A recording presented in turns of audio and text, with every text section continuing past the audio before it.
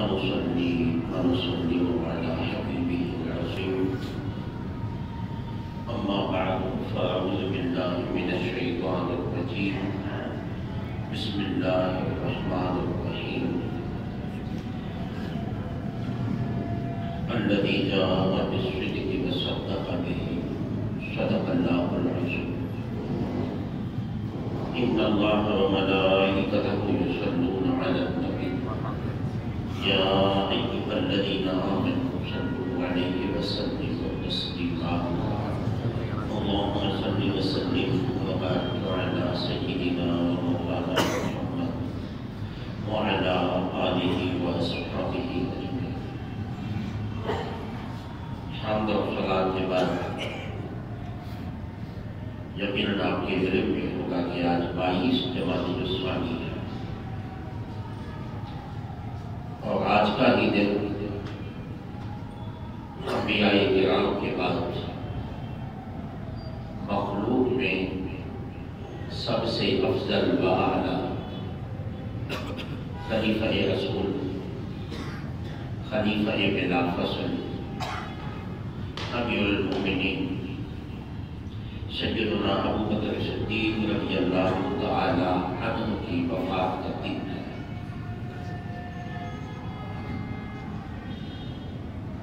اہل سنت و جماعت کے متفقہ عقیدے کے مطابق صحابہ کرام میں سب سے افضل و اعلیٰ سیدنا صدیق اکبر رضی اللہ تعالی عنہ کی ذات گرامی ہے۔ یہ وہ ابو بکر ہے رضی اللہ تعالی عنہ جن کے اسلام لانے سے پہلے بھی آپ کی عزت کی، دیانتداری کی اور شرافت کے چرچے پورے مکے میں عام تھے۔ پیشے کے اعتبار سے تاجر تھے، کپڑے کا کاروبار کرتے تھے، انتہائی حلیم اور معتبر تھے۔ سیدہ عائشہ کہتی ہے میرے والد صاحب نے جب اسلام قبول کیا تھا اس وقت ہمارے صندوق میں 70,000 دینار رکھے ہوئے تھے۔ یہ آپ کے علم میں ہے کہ دینار سونے کا ہوتا ہے۔ اس وقت کے 70,000 دینار یہ بہت بڑی رقم تھی، ہمارے صندوق میں رکھے ہوئے تھے۔ میرے والد جب اسلام لے آئے تھوڑا تھوڑا کر کے ساری کی ساری رقم صدیق اکبر نے میرے نبی کے دین کی ترویج کے لیے خراب کر دیا۔ اس لیے میرے آقا علیہ السلام نے فرمایا ما نفعنی مال قط الا مال ابی بکر، لوگوں مجھے کسی کے مال نے اتنا فائدہ نہیں پہنچایا مجھے اور میرے دین کو جتنا میرے ابو بکر کے مال نے فائدہ پہنچایا۔ کتنی بڑی سند ہے، حضور فرما رہے ہیں تمام صحابہ کے مجمع میں کہ مجھے اتنا فائدہ کسی اور کے مال نے نہیں پہنچایا جتنا فائدہ ابو بکر صدیق کے مال نے پہنچایا۔ شاید اگر اس کی حالت نہیں، یقیناً حضرت عثمان غنی اس سے زیادہ خرچ کرنے والے تھے اور صحابہ بھی تھے، لیکن زیادہ میں سے زیادہ خرچ ہر کوئی کرتا ہے، کم میں سے کم خرچ ہر کوئی کرتا ہے، اور سب کچھ خرچ کر کے آقا کے سامنے آ جانا اور آقا پوچھ رہے ہیں کہ ابو بکر گھر میں کیا چھوڑ کے آئے ہو، تو وہ کہے آقا اللہ اس نے رسول کے نام کو چھوڑ کے آیا۔ یہاں تک کہ جسم کا جو کرتا ہے وہ بھی اتار کے دے دیا، خود وہ لباس پہن لیا جو اس وقت جانوروں میں ڈالا جاتا تھا سردی سے ان کو گرمی سے بچانے کے لیے، موٹا سربردار لباس۔ اب اتنی بھی ایک دھاگا اور سوئی بھی اپنے گھر میں نہیں رکھتے، حضور کی خدمت میں دے دیے۔ جب آئے تو اس کپڑے کو کھجور کے درخت کی کانٹے نکال کے اپنے کپڑوں میں لگا کے آئے. میرے آقا کی آنکھ اٹھی، ابو بکر سامنے کھڑے تھے. حضور نے فرمایا ابو بکر جبرائیل آیا ہے اور آ کے کہہ رہا ہے کہ میرے ابو بکر سے پوچھ لو میرا رب کہتا ہے کیا اس حال میں بھی وہ خدا سے راضی ہے؟ پوری دنیا کی خواہش ہوتی ہے کہ خدا راضی ہوتا ہے. اور یہاں کمال دیکھیے، کپڑے جسم میں نہیں ہوئے، دھاگا بھی نہیں کہ کپڑوں کو سی سکے، سب کچھ دے دیا ہے، اللہ کے محبوب کی خدمت میں پیش کر دیا ہے. جب سب کچھ لٹا دیا تو اب رب پوچھ رہا ہے کہ بتا تو راضی ہے؟ یہ وہ وقت ہے کہ جس کے لیے علامہ نے کہا تھا، اقبال نے کہا تھا کہ خدا بندے سے خود پوچھے بتا تیری رضا کیا ہے. اللہ پوچھا تو اچھا تیری رضا تیری تقدیر کے متعلق نہیں، یہاں یہ پوچھا جا رہا ہے کہ کیا تو مجھ سے راضی ہے اس حال میں؟ اس کا ایک مطلب اور بھی ہو سکتا ہے کیا ہے کہ اس حال میں کچھ نہیں ہے، ہم تیرا حال بدل بھی سکتے ہیں، تیرے جسم میں نئے لباس بھی آ سکتے ہیں، سواریاں بھی آ سکتی ہیں، تیرے بڑے گھر بھی بن سکتے ہیں. اور صدیق اکبر یہ کہہ رہے مولا میں راضی ہوں، مولا تیرے یار کی محبت میں یہ تو جسم سے کپڑا اتر گیا ہے نا، مجھے یہ بھی گوا رہا ہے دشمن تیرے نبی کی محبت میں میرے جسم کی چمڑی بھی اتار دے تو اف تک نہیں کروں گا. کہ وہ صدیق اکبر نے اپنی اللہ تعالیٰ کا عمر کے چھوٹے تھے، 6 یا 7 سال عمر تھی. والد لے گئی چلو بیٹا میں تمہیں بت کا دے دے چلو. اس وقت جو ان کا منظر تھا یا بت خانہ تھا جو بھی تھا، چلو بیٹا میں تمہیں لے چلتی. باپ تھے انگلی سے پکڑا.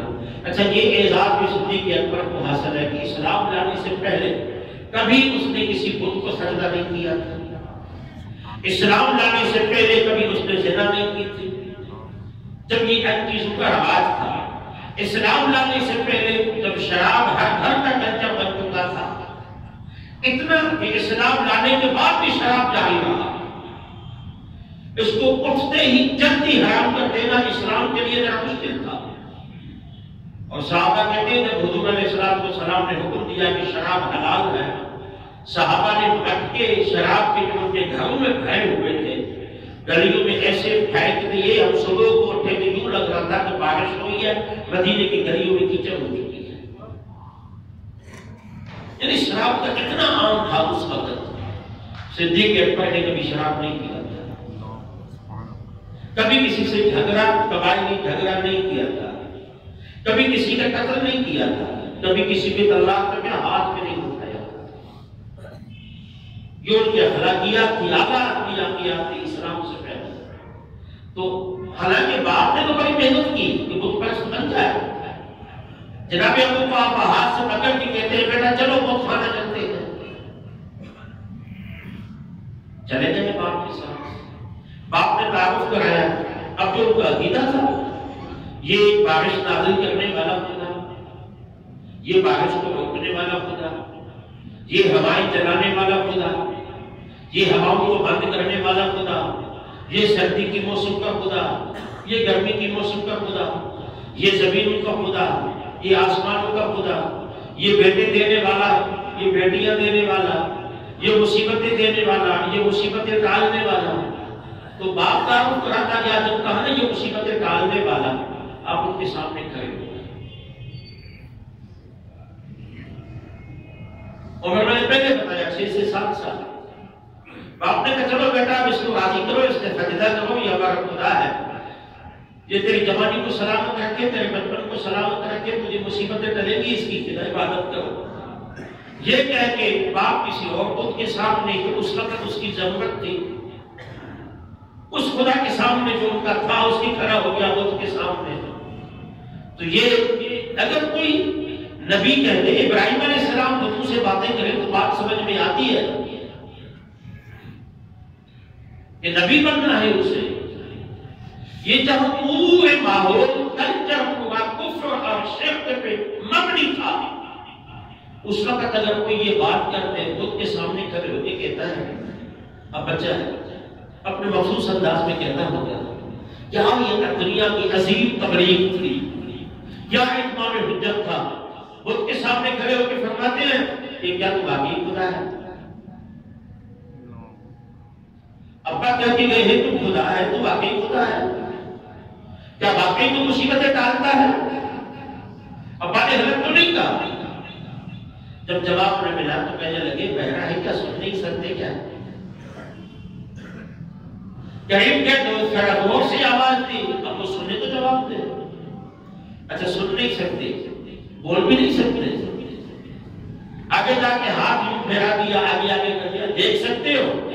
اچھا دیکھ بھی نہیں سکتے، بڑا کہکا لگایا، کہنے لگا ابا بھی عظیم ہے، جو نہ خود سن سکتا ہے، نہ دیکھ سکتا ہے، نہ بول سکتا ہے، ابا کہتا ہے یہ مصیبتیں ڈالتا ہے۔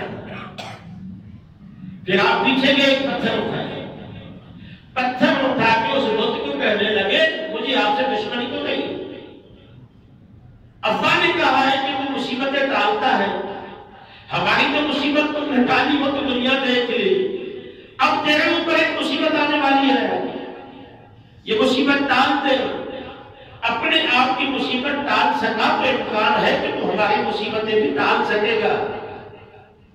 سچ بتاؤ، جب توحید اور شرک کا عالم، اس وقت خدا واحد کی تبلیغ کرنے والا، توحید کی پرچار کرنے والا، اس سے بڑھ کے آج تو کوئی پروفیسر بن سکتا ہے، کوئی علامہ، کوئی ڈاکٹر نہیں نا، یہ بس اللہ کی کا نظام ایسا ہے، اس نے محبوب کے یاروں کا انتخاب بھی ایسا کیا ہے جو پہلے ہی منتخب شدہ، پہلے ہی عظیم لوگ تھے۔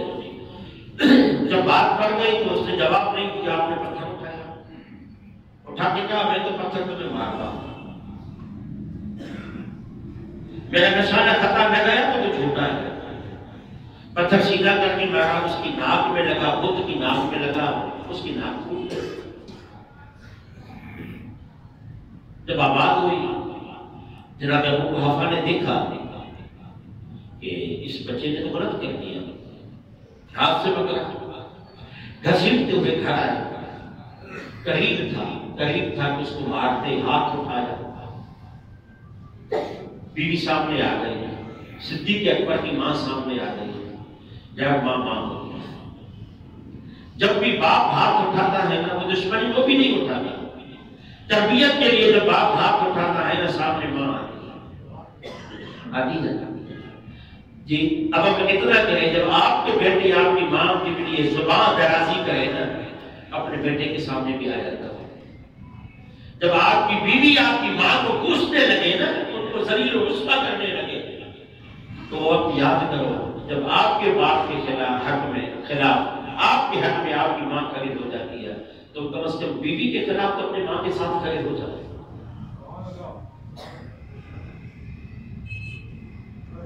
ہم تو ماں کو کہتے ہیں ماں تم صبر کرو، تم بڑی ہونا، یہ ضدی ہے، نہیں سمجھتی تو میں کیا کروں، شرم نہیں جاتی۔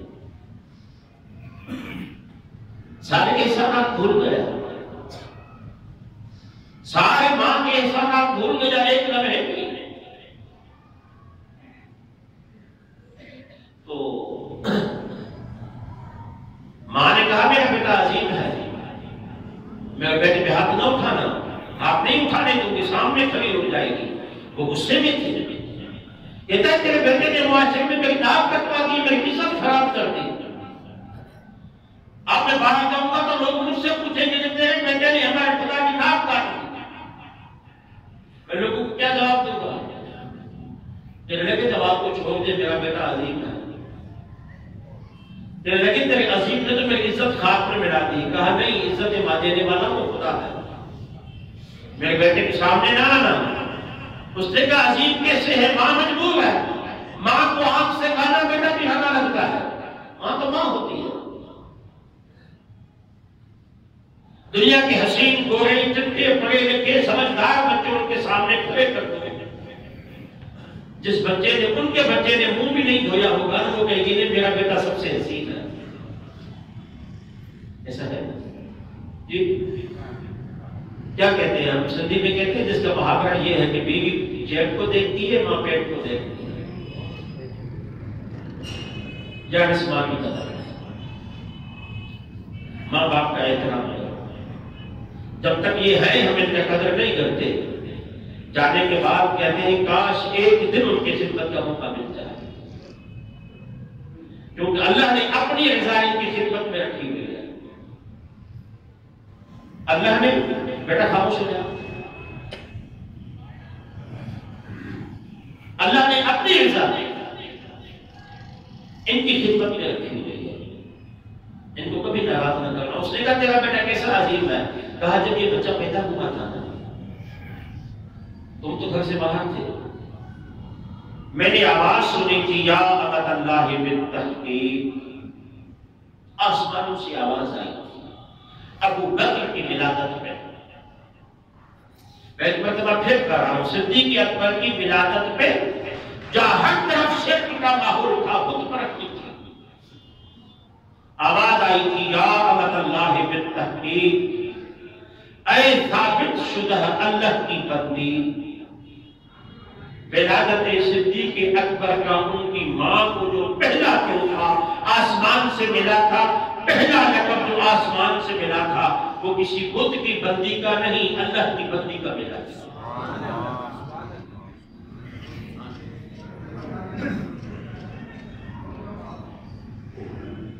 تو جو صدیق اکبر کی ایمان میں شرم ہے، شرم نہیں کرتے تو ان کے لیے کتابیں لکھ رہا ہے یا امت اللہ بالتحقیق، اے ثابت شدہ اللہ کی بندی، بشرا لک بولد العتیق، آسمان سے دوسری خوشخبری یہ آئی تھی اس جہنم سے آزاد بچے کی ولادت کی تجھے مبارک۔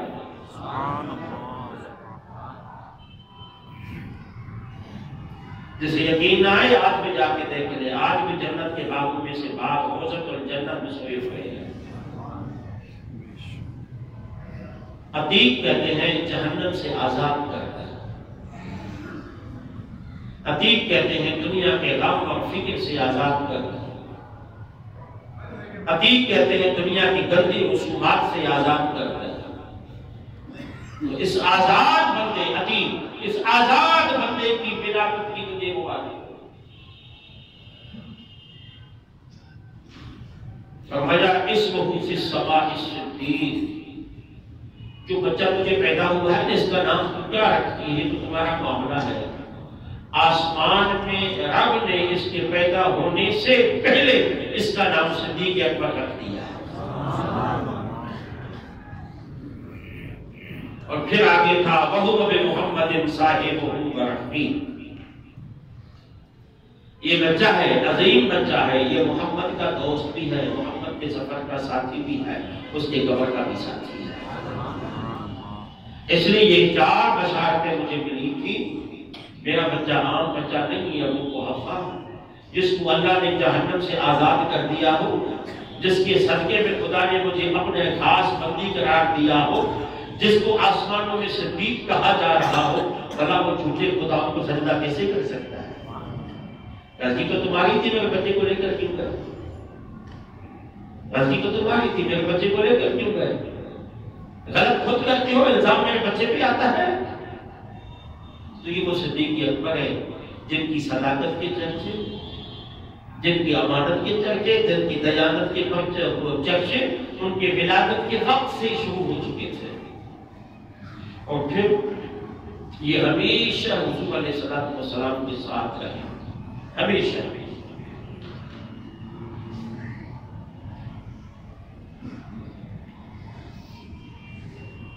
یہ ہمیشہ میرے آقا علیہ السلام کے ساتھ رہے۔ سفر میں جب حضور علیہ السلام نے اعلان نبوت کیا، اعلان نبوت، تو ابو جہل دوڑتا ہوا سب سے پہلے اس نے دل ہی دل میں سوچا کہ محمد کو کمزور کر دوں، صلی اللہ علیہ وسلم، اس کو کمزور کر دوں۔ چالاک دشمن جب اپنے دشمن کو کمزور کرتا ہے نا، وہ پہلا کام کیا کرتا ہے؟ اس کے دوستوں کو توڑتا ہے، پہلا کام بدگمانیاں پیدا کرتا ہے، غلط فہمیاں پیدا کرتا ہے، جھوٹ بولتا ہے، بکواس کرتا پھرتا ہے۔ اس لیے میں نے کئی مرتبہ کہہ چکا ہوں، کسی کے بھی متعلق آپ کو کوئی بھی دو جملے بولے نا، ان کے ہاتھ سے پکڑ کے تو چلو اس کے پاس چلتے ہیں، 2 منٹ میں بات واضح ہو جائے گی۔ اور یہ بھی طے ہے جو میرے سامنے آپ کی ہمت کر رہا ہے نا، مجھے خوش نہیں ہونا چاہیے کہ میں آپ کے سامنے کرے قصیدے پڑھتا ہوں۔ انسان عادت سے مجبور ہے، انسان کے معاملات عجیب ہے۔ تو ابو جہل نے کہا کہ ان کے دوستوں کو تو اس کو کمزور کر دوں۔ ابو جہل نے کافر ہو کر بھی جو سب سے اچھا اور بڑا دوست سمجھا تھا مصطفیٰ علیہ السلام کا، اس نے ابو بکر کو سمجھا اور سیدھا ابو بکر کے دروازے پہ آ گئے اور آ کے کہنے لگے، ابو بکر تمہیں معلوم ہے تیرے دوست کیا کہنے لگے ہیں؟ تمہیں معلوم ہے تیرے دوست کیا کہنے لگے ہیں؟ تجھے پتا ہے؟ تو وہ جناب صدیق اکبر نے پوچھا کیا کہہ رہے ہیں، کیا فرما رہے ہیں میرے دوست؟ کہا وہ کہہ رہی ہے کہ 70 خداؤں کو چھوڑ دو، ایک خدا کی عبادت کر دو۔ کہتے ہیں میں نبی اور رسول بن کے آیا ہوں۔ کہا ابو جہل میں نے ابھی تک اپنے محبوب کی زبان سے جملہ سنا تو نہیں ہے، اگر آپ سچ کہتے ہو تو پھر میرے مصطفیٰ بھی سچ کہتے ہیں۔ اور پھر آقا علیہ السلام نے فرمایا، لوگوں میں نے سب کے احسانات کا بدلہ دے دیا، سب کے احسانات کا۔ مصطفیٰ دنیا پہ احسان کرنے والے آئے ہیں، احسان لیتے نہیں آئے ہیں۔ جی میں اس دن بیٹھ رہا تھا، علامہ زرقانی نے بڑی بحث کی ہے۔ اس نے کہا کہ اللہ کی اپنے حبیب سے محبت اتنی ہے، حضور نے جب تبلیغ کی تھی تمام کافر اور مشرک بت پرست اسلام لے آئے، مسلمان ہو گئے، لیکن جس نے میرے نبی کے خلاف زبان درازی کی تھی نہ گستاخی کی تھی، ان کو اسلام لانے کی توفیق نہیں ہوئی سوائے ایک کے۔ میں نے خطرناک جملہ بول دیا اور چوک پڑے ہیں، مجھے دیکھ رہے ہیں۔ جس نے بھی ابو جہل خاندان کا تھا، کافر تو سبھی تھے، کافر تو امیر حمزہ بھی تھے، کافر تو حضرت عباس بھی تھے، وہ سب چچا اسلام لے آئے۔ ابو لہب بھی لوگ آئے، اس لیے کہ ابو لہب گستاخ بھی تھا، صرف کافر نہیں تھا۔ ابو جہل گستاخ بھی تھا، صرف کافر نہیں تھا۔ شیبہ گستاخ بھی تھا، صرف کافر نہیں تھا۔ عتبہ گستاخ بھی تھا، صرف کافر نہیں تھا۔ ان گستاخی کرنے والوں میں ابو سفیان بھی تھے۔ سیدنا امیر معاویہ کے والد، رسول اللہ کے سسر، اسلام لانے سے پہلے جس طرح ابو جہل ابو لہب گستاخیاں کیا کرتے تھے، اس طرح ابو سفیان بھی کیا کرتے تھے۔ وہ میں بتا رہا ہوں مصطفیٰ نے احسانات کا بدلہ کیسے دیا۔ سب مسلمان ہو گئے، گستاخ نہیں ہوئے۔ ایک ابو سفیان مسلمان بھی ہو گیا، نبی کا سسر بھی بن گیا۔ کیوں؟ بس ایک بچپنا تھا سیدہ طیبہ فاطمہ الزہرا کا، ابھی آپ کی 5 سال تھی، بچی تھی، کھیلتے کھیلتے شہر مکہ میں چلی گئی۔ وہاں ابو جہل بیٹھا تھا، وہ بیٹھ کے لوگوں کے سامنے میرے نبی کی برائیاں کر رہا تھا۔ اب اس کا تو کام میں برائیاں تھا، سیدہ تھی، بچی تھی، باپ تو سب کو پیارے ہوتے ہیں جی۔ یہ علیحدہ بات ہے کہ ہمیں بیٹیوں کے پیدا ہونے پہ ہمارے چہرے عجیب ہو جاتے ہیں اور بیٹوں کی ولادت پہ ہم خوشیاں مناتے ہیں کہ میری نسل چلے گی۔ اللہ کے بندوں ایسا نہیں ہے، بیٹی بیٹے سے بڑھ کے محبت کرنے والی ہے اپنے ماں باپ سے، ایسا ہے جی۔ اور مجھ سے جو مسئلے پوچھے جاتے ہیں سب سے زیادہ اس بات پہ زور دیا جاتا ہے کہ بیٹی کا حق نہ دو، بہن کا حق نہ دو۔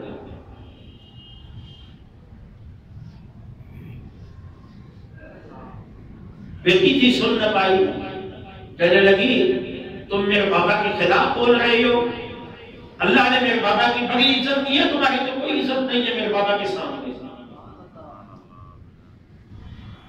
ابو جہل تھے، خاندان کے بڑے تھے، رشتے دار تھے، اس نے ایسے ہی سر پہ ہاتھ مار کے ہلکا کہا جاؤ بیٹا، اور ان کے بیچ میں نہیں بولتے، لیکن بچی تھی نا، اس کو یہ بات بھاری لگی، روتی ہوئی میرے آقا علیہ السلام والسلام کے سامنے آئی، حضور کھڑے ہو گئے،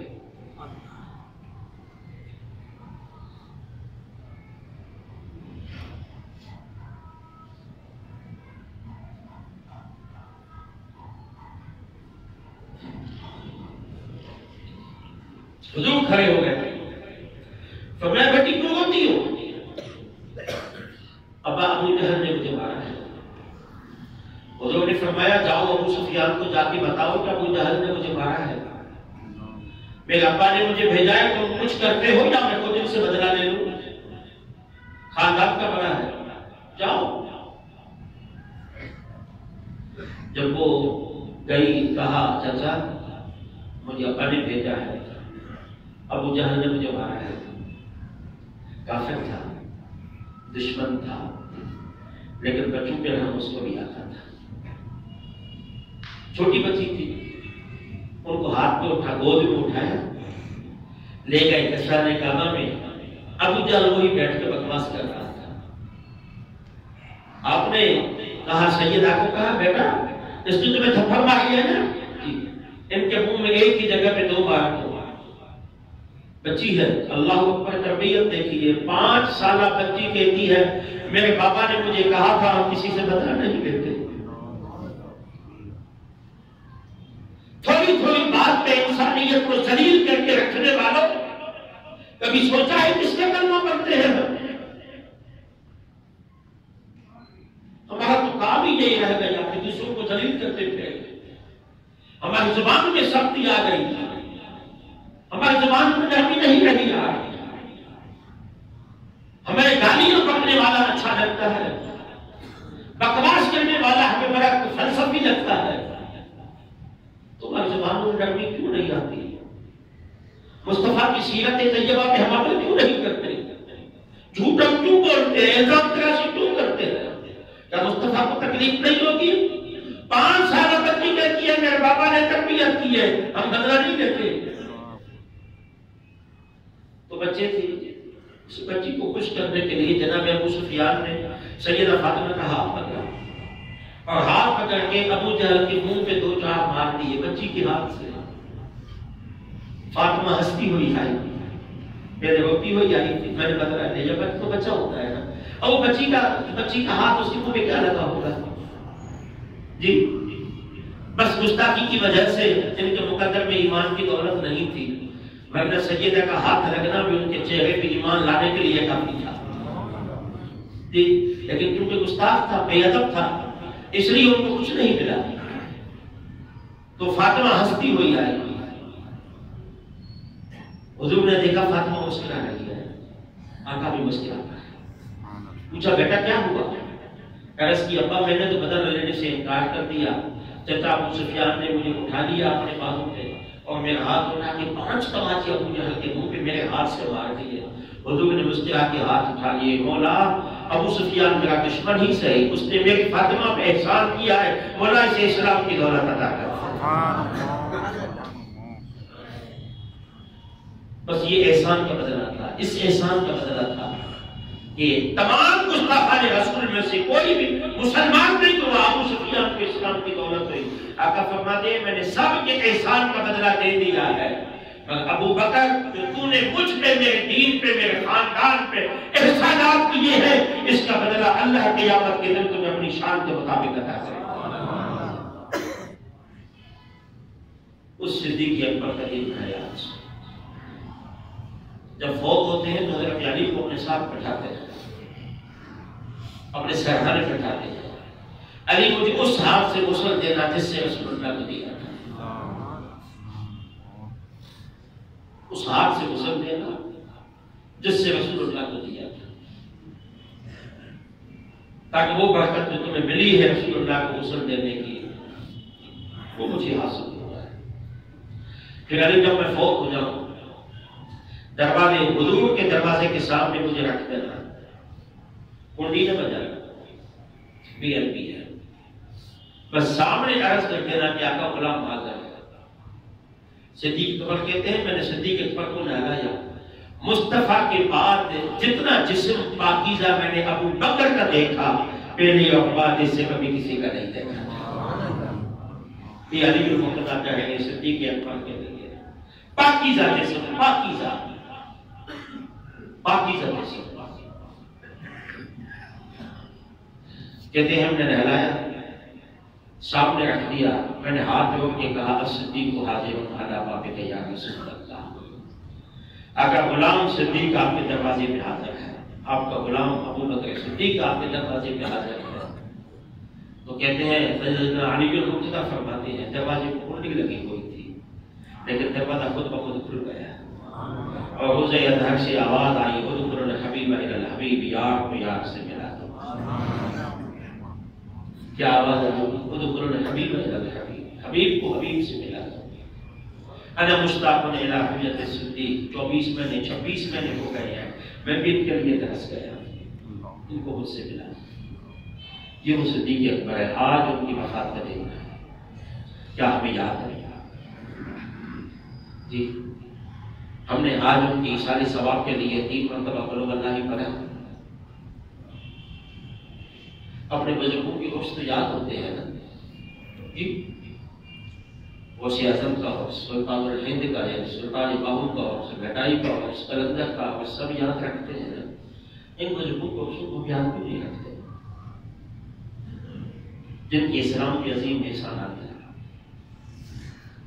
کاش میں ایک نظم بنی ہوئی ہوتی تو آج ہم جلسہ کر دیتے ہیں، لیکن وہ نہ بن پائی۔ تو کیا خیال ہے رات کیا کریں؟ بولیے نہیں، جو رات جلسے میں آئے اور مجھے جانا بھی دے تو وہ بولے، سیدھی بات، جو رات جلسے میں بھی آئے مجھے جانا بھی دے، صرف آنے کی بات نہیں کر رہا ہوں، کیونکہ آپ پھر کہتے ہیں جب جلسہ ہوا تھا مجھے کچھ بھی نہیں تھا۔ کھانا تو آپ گھر میں بھی کھا لیتے ہیں نا، یا صدیق کے در کی خیرات سمجھ کے کھا لیتے ہیں، عقیدہ ہوتا ہے کہ بیمار ہے تو شفا مل جائے گی۔ اچھا بزرگوں کے عرص منانے کا فائدہ کیا ہے؟ کیوں مناتے ہیں؟ میں نے کیوں کہا صدیق اکبر کا دن منائے؟ کیوں کہا میں نے؟ میں حضور نے فرمایا کہ میری امت کا واجب ہے کہ ابو بکر سے محبت بھی کرے، ابو بکر کا شکر بھی ادا کرے۔ حدیث میری امت پہ واجب ہے کہ ابو بکر سے محبت بھی کرے اور ابو بکر سے دیکھیں، حالانکہ رات میرے دوستوں سے طے یہ ہوا تھا کہ مسائل نہیں ہیں، معاملات نئے کمیٹی کے ہاتھ میں ہم جلسہ نہیں کریں گے، لیکن اگر آپ کا خیال ہے تو کر لینے میں حرج بھی نہیں ہے، ثواب ہے، اس لیے بھی کریں گے کہ ان بزرگوں کی فیض اور توجہ حاصل ہوتی ہے جب ہم ان کو ایصال ثواب کرتے ہیں، ان کا دن مناتے ہیں، ان کی یاد میں منائی گئی محفل میں جاتی ہیں تو ان کی توجہ حاصل ہوتی ہے، جب ان کی توجہ حاصل ہوتی ہے، ہم ان کی خدمت کر رہے ہوتے ہیں تو وہ ہمیں خوش ہو کے دعائیں دیتے ہیں۔ بس یہ ایک فلسفہ ہے اس منانے کا، بہت ساری باتیں ہوں گی۔ تو کیا صدیق اکبر کا روحانی توجہ حاصل کرنا ہے؟ کرنا ہے؟ نہیں، بہت کم لوگ بول رہے ہیں، اتنی تعداد نہیں، اتنی کم تعداد میں آپ جلسہ میں نہیں کروں گا، چلو پھر اس کو چھوڑ دیتے ہیں، انشاءاللہ 27 رجب کو کریں گے، ٹھیک ہے۔ تو آج کے دن کیا ہم اتنا تو کر سکتے ہیں، آج کے دن میں ہم اتنا تو کر سکتے ہیں کہ بقیہ سارے معاملات چلانے کے لیے، یعنی چاروں خلفائے راشدین کی دن اچھے طریقے سے منانے کے لیے، امام حسن مصطفیٰ شہدائے کربلا کے دن منانے کے لیے، اور حضرت غوث اعظم کا دن منانے کے لیے، 27 رجب معراج مصطفیٰ منانے کے لیے، 15 شعبان منانے کے لیے، رمضان المبارک کے اہتمام منانے کے لیے، انشاءاللہ آج کے دن پہ ہم مسجد کی سطح پہ، اس محلے کی سطح پہ ایک بزم بنانے کا اعلان کرتے ہیں۔ آج یہ صدیق اکبر کی خیرات سمجھ